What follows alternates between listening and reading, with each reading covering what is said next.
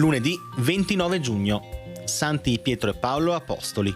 È il 180° giorno dall'inizio dell'anno, ne mancano 185 al termine. Il sole sorge alle 5:25 e tramonta alle 21:03, la luna si leva alle 21:19 e tramonta alle 4:14.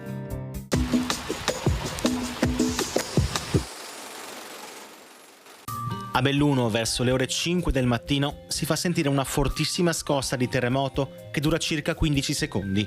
A distanza di mezz'ora, un'altra scossa violentissima, seguita da altre minori. I danni sono ingentissimi. Nella sola Belluno, 2/3 dei fabbricati sono crollati o pericolanti. Nuove scosse di terremoto si faranno sentire nei mesi successivi, cesseranno del tutto nel giugno del 1874.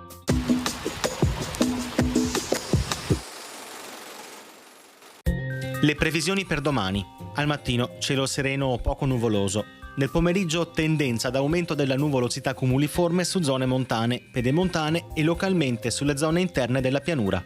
Saranno più probabili rispetto ai giorni precedenti locali rovesci e temporali, specie sui rilievi dolomitici, non esclusi anche sulla pianura centro-occidentale. Temperature minime stazionarie, massime in generale diminuzione, ma con valori ancora ben superiori alla media del periodo.